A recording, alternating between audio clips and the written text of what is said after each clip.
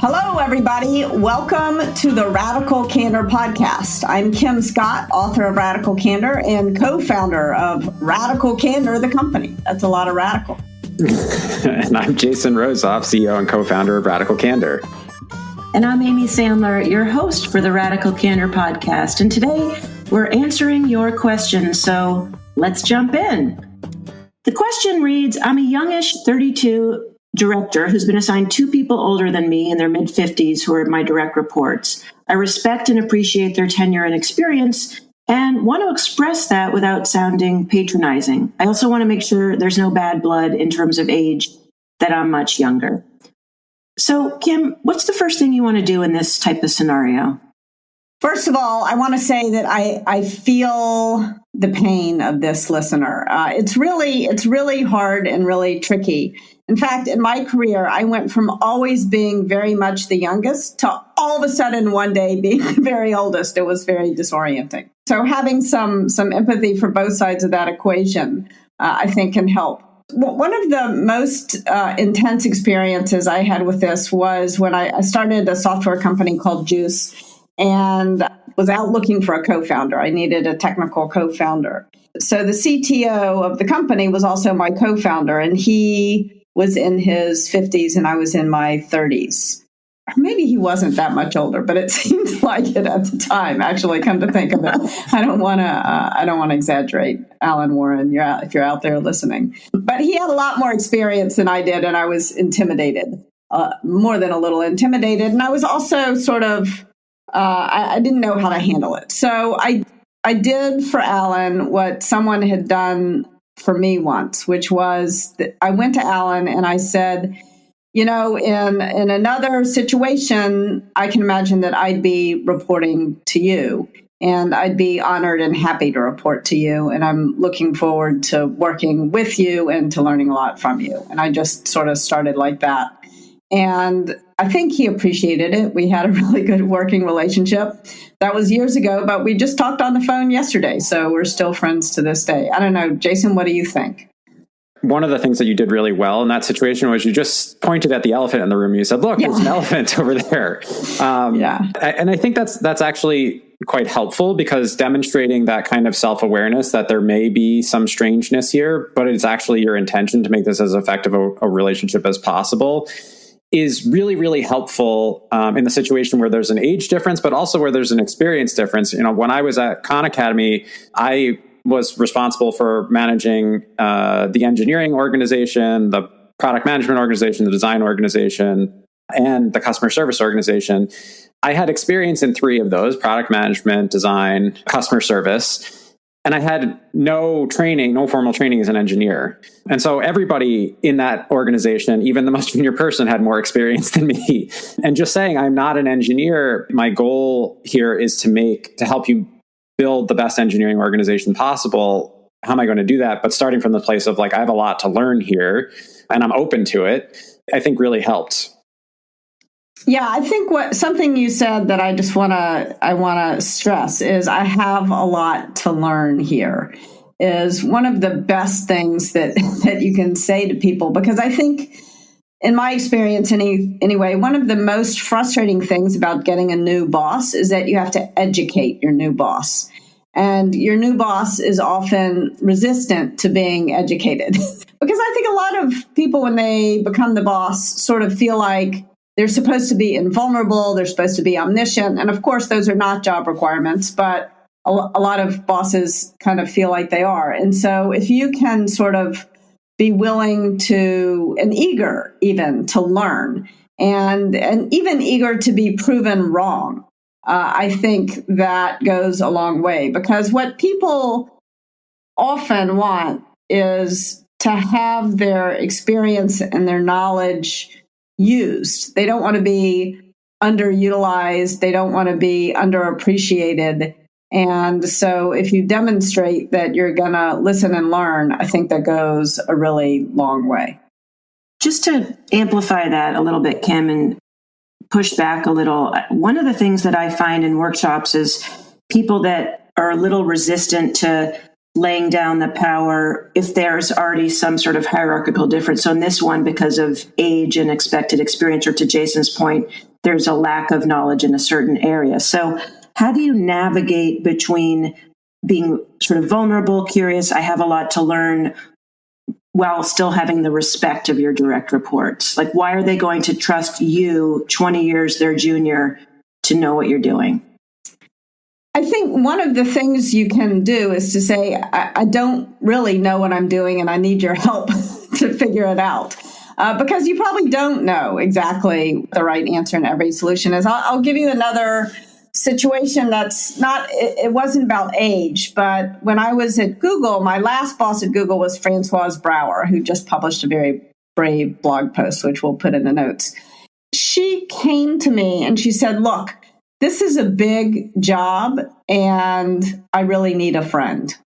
And so she just laid it all down and she said, that's what I want from you. That really moved me, actually, and did become great friends, and we're still good friends to this day. And I had actually already decided to leave Google at that point, but I wanted to make sure that I was leaving my team in good hands, and she wanted to make sure that that we were going to have a smooth transition. So I actually just leveled with her. We were very open and honest with one another.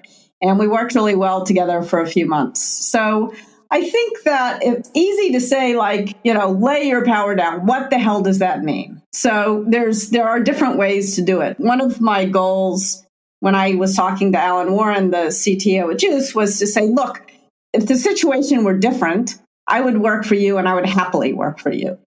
So just to sort of put it on the table, I think what Françoise did for me is she said, I really need a friend. Like, forget about all this power stuff. Like, let's get on the same page and work together. And that was very effective, I thought, and very candid. It's such a great story. Jason, I'm curious, would those exact words resonate with you in the same way of, I really need a friend, or would there be something a little different that would work better for you? I do think there's an underlying theme to all of this, which is part of laying down your power is exposing your humanity, right? Like, there's this thing that connects us, which is, our shared vulnerability as human beings. And when we forget that, like, that's when it's possible for sort of like politics, and especially power related politics, to sort of take over, to work against the better angels of our nature.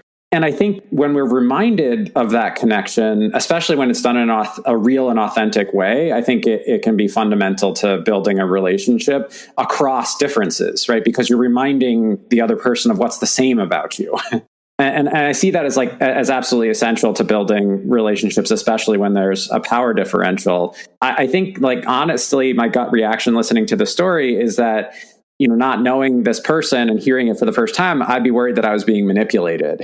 I knew her well enough to know she meant it. When we talk about laying power down as a manager, what do we mean? I think that one of the things that was good about Google, and I think probably wasn't as good about Juice, about the company that I started, was that at Google, the power had already been laid down. There were a lot of systems put in place that stripped managers of their usual sources of power. For example, a manager couldn't unilaterally decide who to hire, couldn't unilaterally decide who to fire, couldn't unilaterally decide who to promote.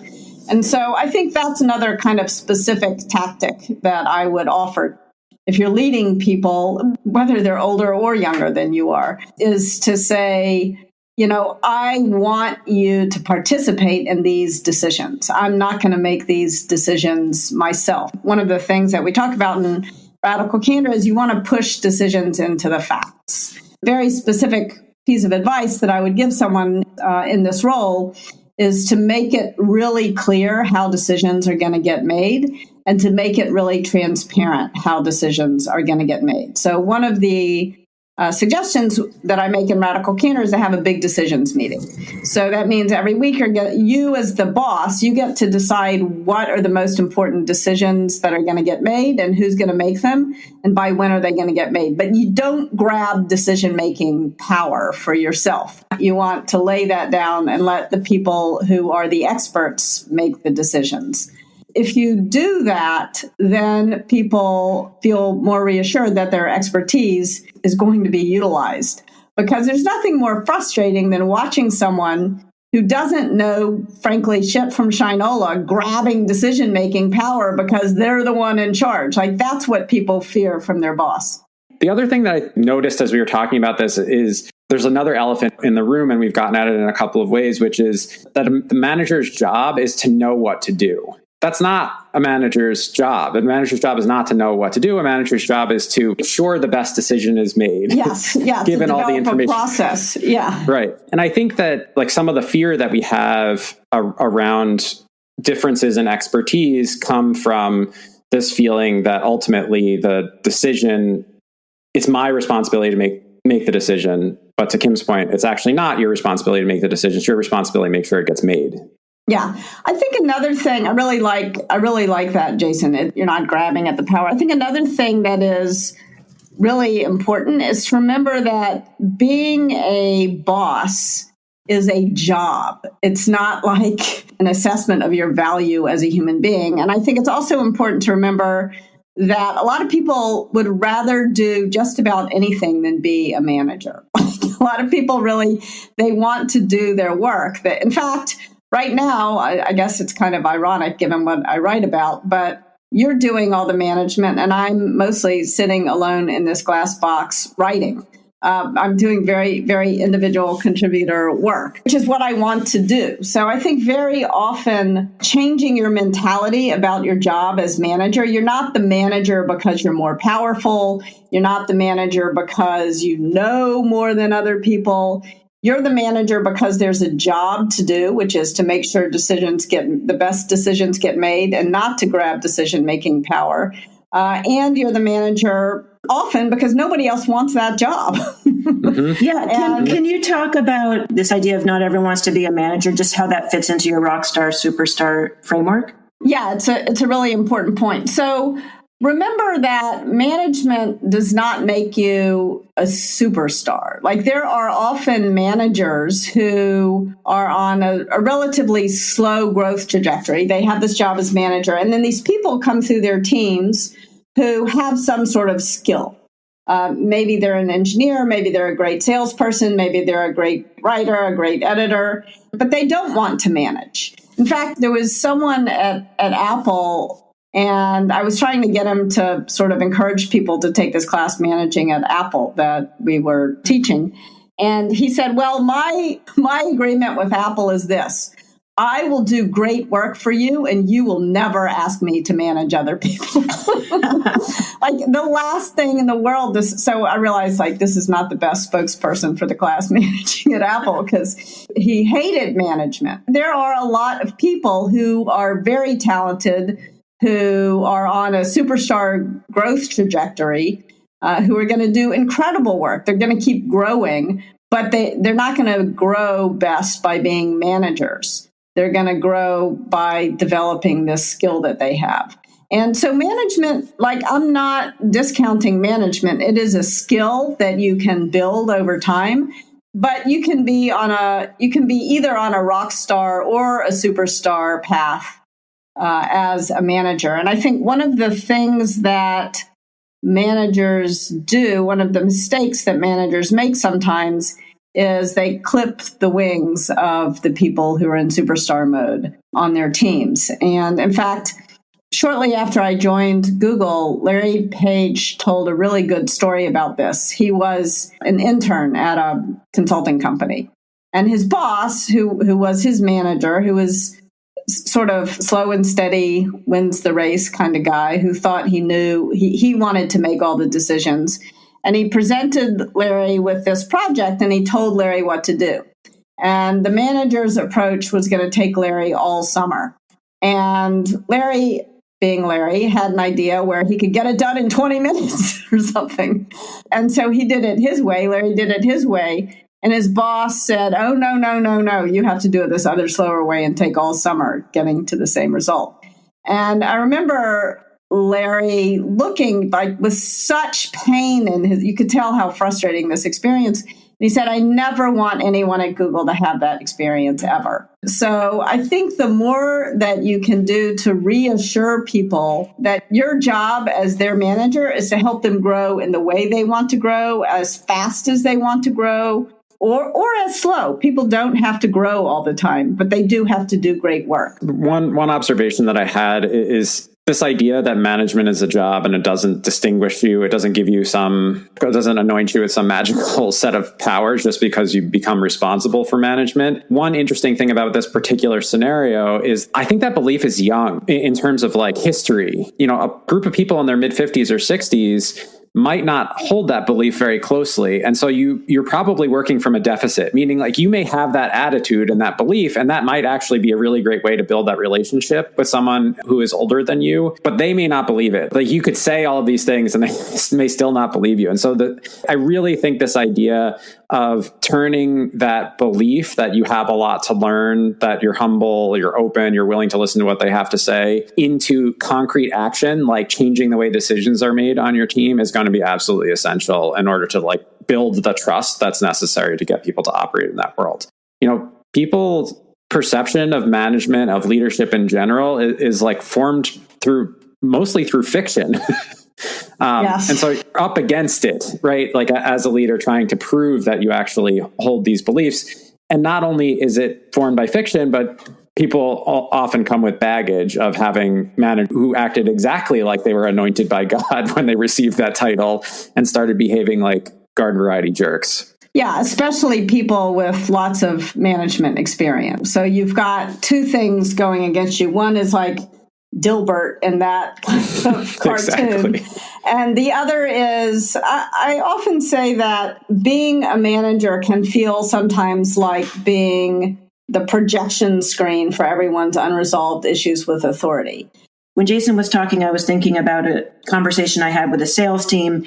And one guy said, I grew up in like the Bobby Knight era of leadership, like throwing chairs and yelling. That's what a leader looks like. So it's not just that you have the sort of age difference. You actually have a generational understanding of, we talk about, moving from command and control to collaboration. So how do you, if you're in a collaboration mindset, how do you work with someone who was steeped for decades in a command and control chair throwing environment? In the same way that culturally we're steeped in sexism and racism, we're steeped in those images of leadership still to this day. Like if you look at fictional representations of leadership, they often involve the chair throwing, like, going out and making a crazy decision with nobody else's input. Like that is still the cultural depiction of leadership. Like we're living an example of it right now. Yes, we are. I will quote something from Radical Candor that I think got cut from Radical Candor, but it was one, I'm still pissed off that I cut it because it was one of my favorite lines. But I think for most of human history, we achieved our big collaborative tasks through terrible brutality, through slavery, through truly horrible leadership. And along came the Industrial Revolution, and that kind of brutality got replaced by bureaucracy, which frankly was a giant step in the right direction. I'll take bureaucracy over brutality any day, but bureaucracy is something that most of us find really doesn't bring out the best in us. We don't do our best work in bureaucratic situations. And I think one of the most optimistic things that I've seen in my career in Silicon Valley is the extent to which there's a recognition that we need to get rid of bureaucracy and replace it. The atomic building block of management is a human relationship, not command and control.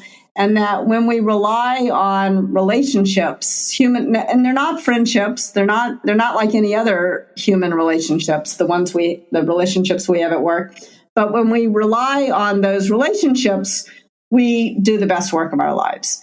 And so that's why it's so important for a manager to lay their authority down, to lay their power down, because there's nothing more damaging to a human relationship than a power imbalance. I think one thing you can do that we've talked about is to be humble and to focus on listening. So specifically, what does that mean? Try creating big decision meetings. By that, I mean identifying who's making the decisions, when are they making them, and not grabbing all the decisions for yourself. I think another thing you can do is build a real relationship. So really think very clearly about how you're managing your one-on-ones with those people and make them into conversations where they own the agenda, not where you own the agenda. Thirdly, you want to just call out the elephant in the room. As Jason said, you want to just say that you know this is an awkward situation and then listen. How do they feel about it? Because maybe, as we discussed, they're thrilled that you're the manager. They're enormously grateful that you have taken on this task that is often sort of thankless. That's my monologue for the day. That's a mic drop. Improvising Radical Candor introduces the feedback loop. Think Groundhog Day meets The Office, a 5-episode workplace comedy starring David Alan Grier. We're repeating the same day over and over. What the hell is happening? Okay, where do we keep starting over? This is your Let's get radical. I think that's the key to this whole thing. We have to practice radical candor. Damn it. Thank you for the candor. Feels like you're constantly criticizing me. What? I haven't really known what you've been talking about. I'm worried I was a little vague and insincere. Let's just keep praising them. It's positive. How could that be bad? If you can say it to a dog, it's not really praise. Okay, poster child for radical candor. Show me how it's done. Okay, boomer. We may break the cycle this time. Anybody have a vacuum? Just a little ready candy. Ew. I apologize for that one. Go to radicalcandor.com/services and enter the promo code feedback at checkout. So here's someone who writes in, at the moment, I'm on a steep growth trajectory with an absentee manager. My colleagues appear to be on a more gradual trajectory, and they're getting upset by my productivity. My manager is asking me to be less productive to make them feel better.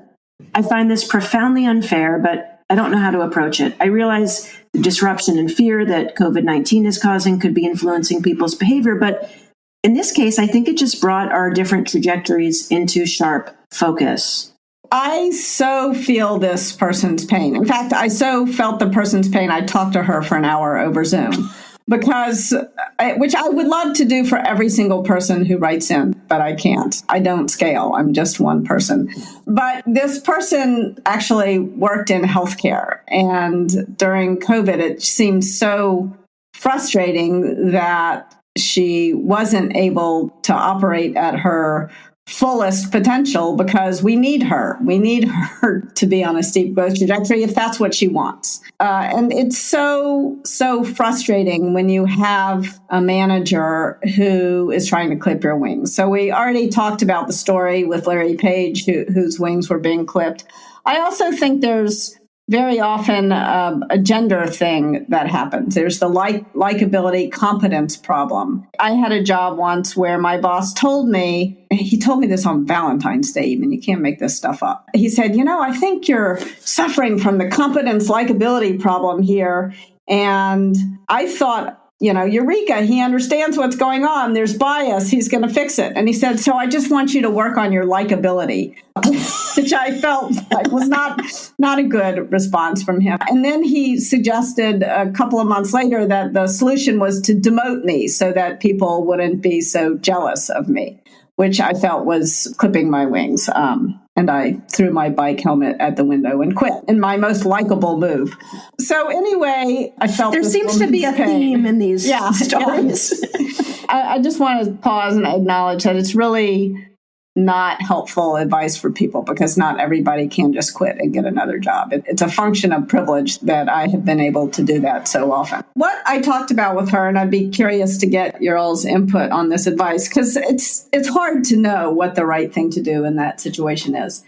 But I suggested, first of all, that when she was doing projects, that she go out of her way to make other people look good. And it seems like a waste of time to have to do that. But sometimes if you want to do great work and you don't want people to be envious of you, envy is a very deep human response to people who are doing great work. And so you want to the maximum extent possible, go out of your way to give credit. You don't want to give it away if it's not justified, but you want to go out of your way to show how other people helped you achieve this thing. What do you think, Amy and Jason? Good advice, or am I telling her to tiptoe through the tulips? I think that I have definitely had people on who report to me who fit this description, where other people were annoyed or envious at the seeming freedom that they had to get these amazing things done. But the secret was that they were just working way harder, like way more and way harder than other people. What was going through my mind was something somewhat similar, which is they often were not accomplishing those things alone. Like it seemed like they were, because they would often be working late into the night and people would come in the morning and magically this thing would be done that wasn't done the day before. But they were building on what other people had done already, right? They were taking, especially in the world of product creation, it was often the case that someone had come before them and laid a bunch of groundwork that made it possible for them to build on top of it. Yeah. And so this idea of giving credit to the people who like helped you achieve it, I think is a really good one.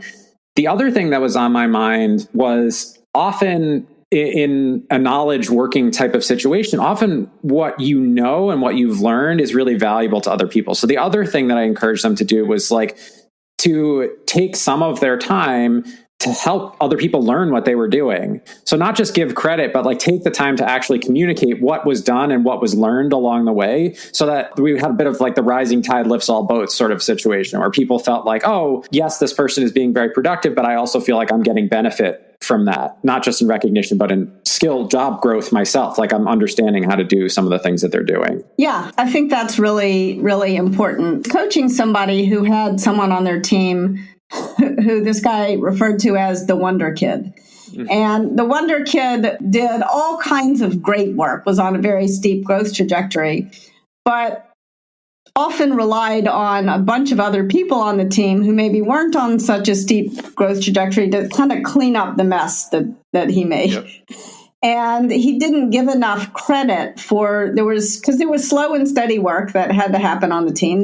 He would introduce a lot of bugs into the software program because he was, moving fast and breaking things. And there were a lot of people coming behind him cleaning up. And the Wonder Kid would have gotten further faster if he had given more credit to the people who were fixing some of the things that he was breaking.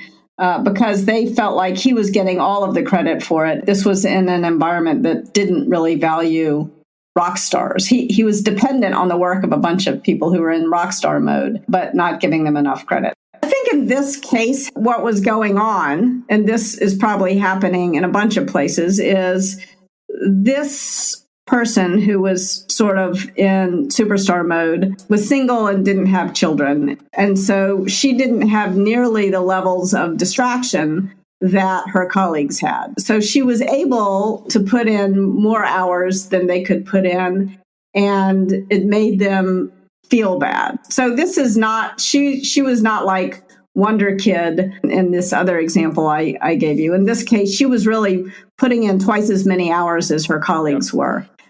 If the distinction right now between parents that are having to navigate childcare and schooling versus whether people are single or married, but without children and without some of those other home responsibilities or other care responsibilities. Yeah, absolutely. And it's not only obviously children.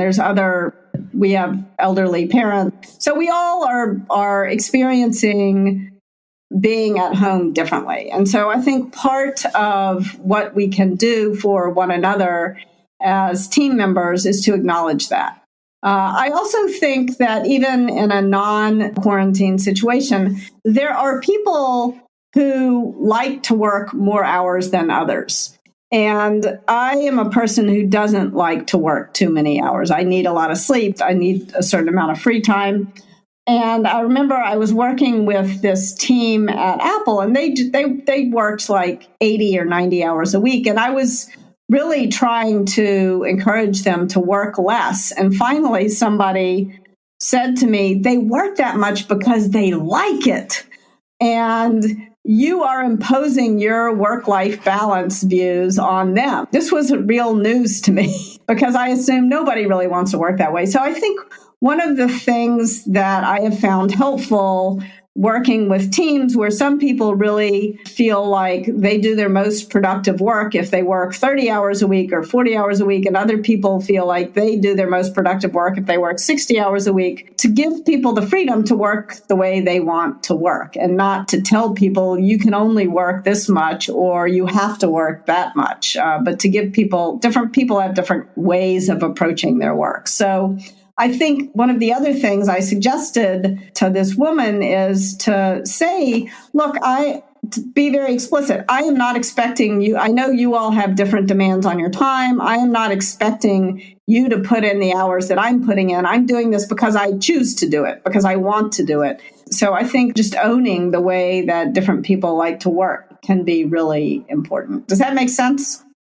Jason, you and Amy both look a little skeptical about. Oh, I'm not skeptical. I think hearing what you're describing, it occurs to me that we are exposing one of the fundamental problems of bureaucracy, which is that difference is very hard to celebrate in bureaucracy. In fact, sameness is absolutely necessary to like value sameness over difference. And so even the idea of rockstar mode and superstar mode, it's hard for many bureaucracies to account for that and to like properly reward people for behaving in those different ways, especially in this moment where our limits are being tested in entirely new ways where we don't necessarily have mechanisms to deal with them. So like the lack of childcare, one of them, the like dealing with people who maybe in your household who are sick or elderly or whatever, like all of those sort of responsibilities sort of being crushed on top of the other responsibilities of, living in the world. And then you also have like the changing job landscape on top of that, right? Like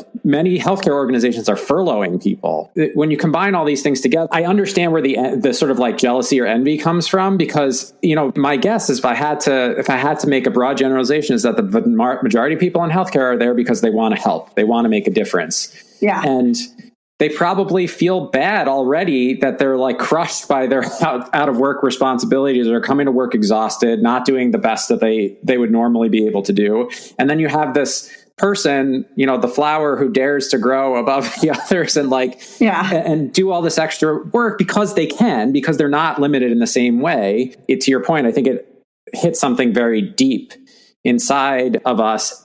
And then you throw the extra sort of flavor of an absentee manager, meaning someone who's not actively trying to sort of encourage and celebrate like the contributions that people are making.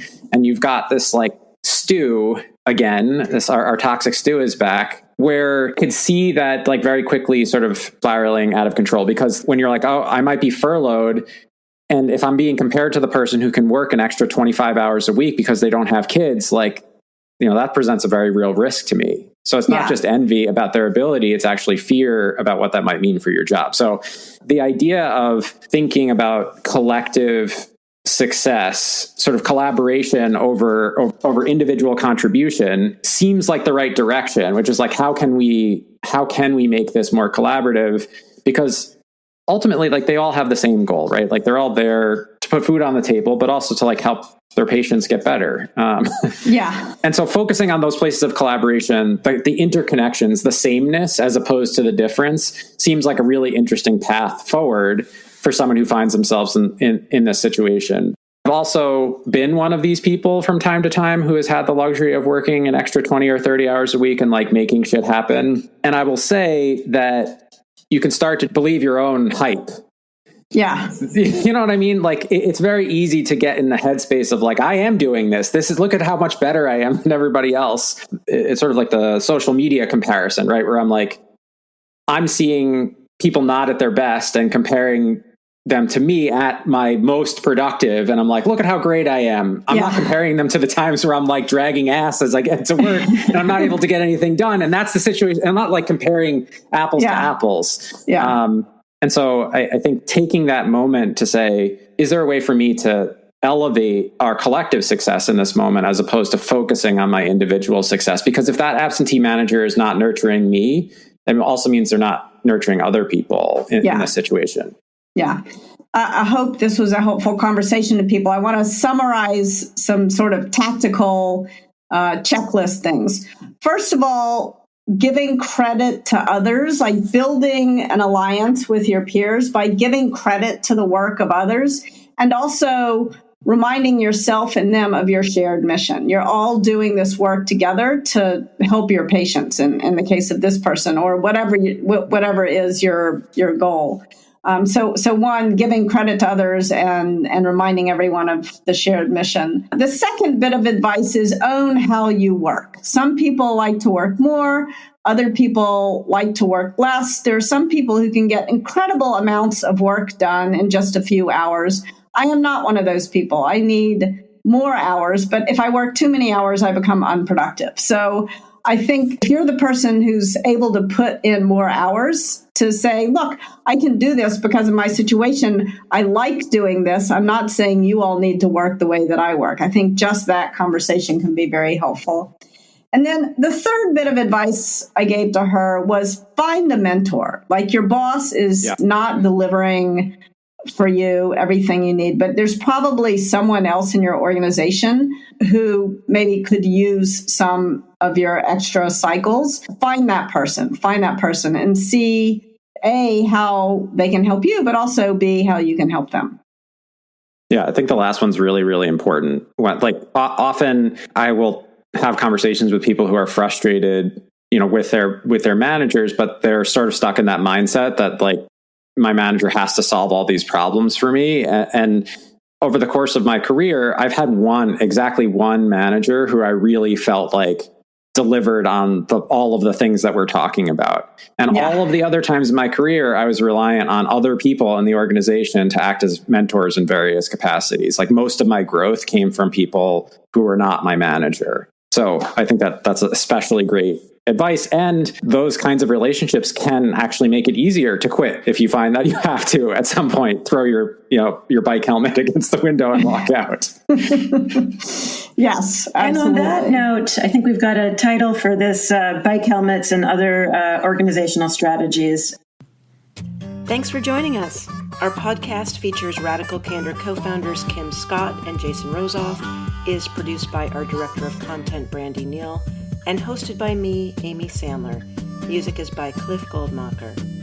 Be sure to follow us on Twitter @Candor and find us online at radicalcandor.com. We'll see you soon.